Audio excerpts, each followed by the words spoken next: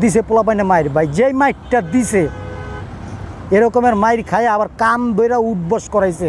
এখন কি হিরো আলমের মনে করেন আপনি যে হিরো আলমের মান ইজ্জত সম্মান কোনো কিছু আছে?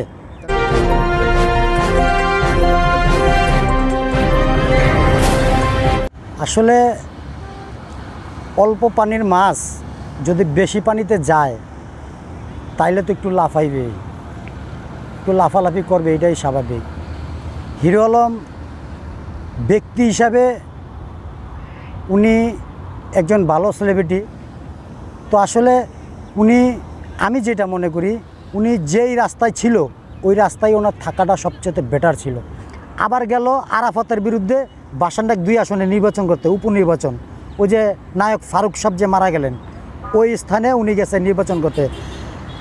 আমার কথা হয়েছে হিরো আলম আর আরাফাত এক জিনিস। আরাফাত হয়েছে আপনার একটা শিক্ষিত লোক, আর হিরো আলম হয়েছে একটা মূর্খ লোক, ঠিকমতো কথাই বলতে পারে না। ওই লোক যদি সংসদে যায় তাহলে ওরে নিয়ে তো মানুষ আরও মজা করব, ওরে নিয়ে মানুষ আরও মজা করব।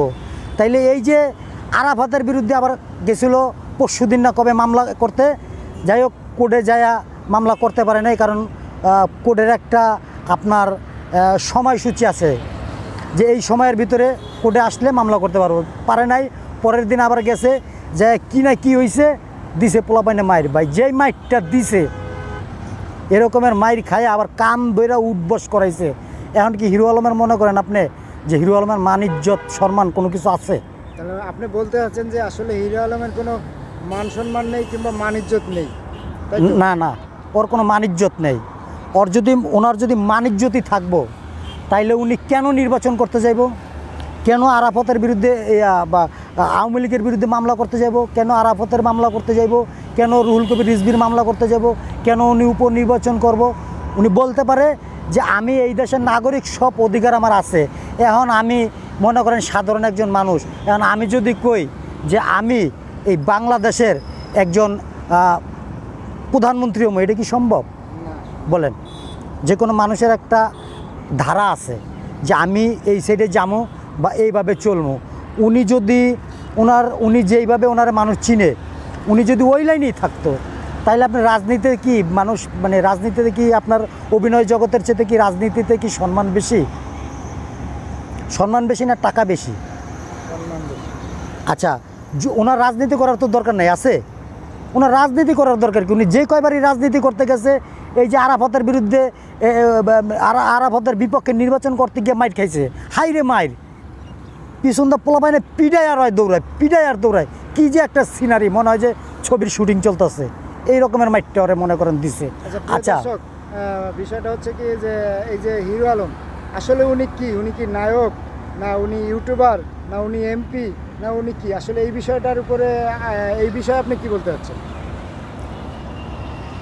আসলে আমি যেটা মনে করি আমার দিক থেকে, হিরো আলম হইল একটা জোকার।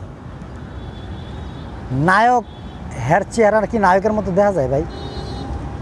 ওর চেহারা কি নায়কের মতো আছে? না না, ওরে জোকারও দেখা যায় না, জোকারের মতো ওরে মানুষ পছন্দ করে না। কিন্তু কেমনে যে আমি চিন্তা করতে পারি না যে কেমনে ওই ইউটিউব সোশ্যাল মিডিয়ার ভিতরে কেমনে ওর এত ফলোয়ার বাড়ে, আমি এই জিনিসটাই চিন্তা করতে পারতেছি না। ওর চেতে ভালো ভালো লোক আছে, ভালো ভালো কন্টেন্ট ক্রিয়েটর আছে, ভালো ভালো অভিনেতা আছে, তাদের কিন্তু এত ফ্রেন্ড ফলোয়ার নাই। কিন্তু ওর এত মানে ফ্রেন্ড ফলোয়ার কীভাবে হয় বলেন আপনি? উনি যদি, আচ্ছা ঠিক আছে ফ্রেন্ড ফলোয়ার হয়েছে, ঠিক আছে ভালো কথা, উনি যদি রাজনীতিতে না এসে অভিনয় করতো, আমি মনে করি ওনার প্লাস পয়েন্ট ছিল।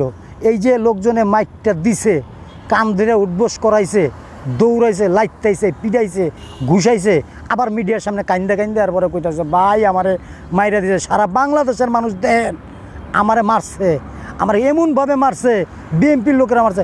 আরে ওরে যদি বিএনপির লোকেই যদি ওরে মারতো তাহলে করে ভাগে পাইতো, আজকে জীবিত থাকতো বিএনপির লোকে মারলে, বলেন।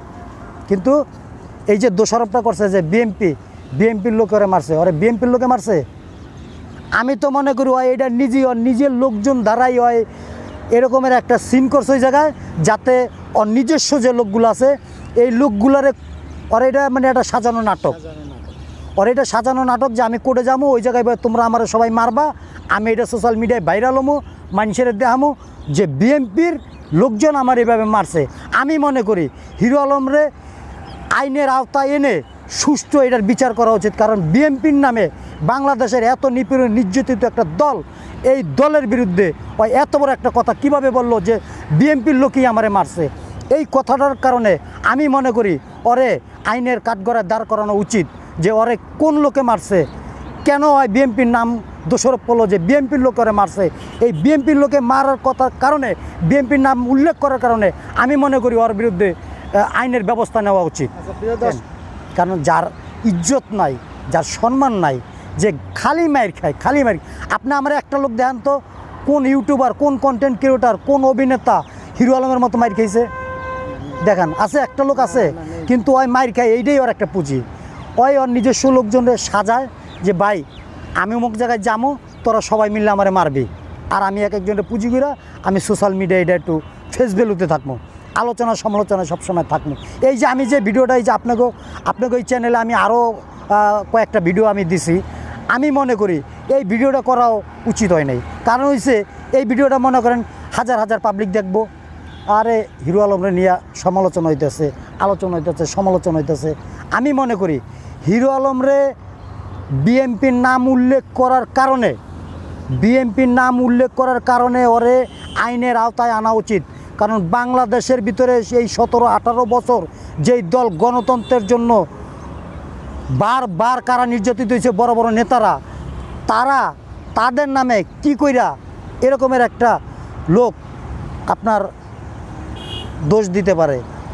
বিএনপির লোকজন আমারে মারছে, ক্ষমতায় না আইসেই আমারে বিএনপির লোকজন মারছে, তাহলে ক্ষমতায় আসলে কী করবো? এটা তো আমি মনে করি যে বিএনপির এই জন্য এটা একটা বড় একটা করছে, যে আসলে ওই বিএনপির বিরুদ্ধে এই যে অভিযোগটা করছে, এই অভিযোগটা করে আমি মনে করি যে বিএনপির প্রচণ্ড ক্ষতি করছে, আর এই ক্ষতি করার জন্যই ওরে আইনের আওতায় আনা উচিত।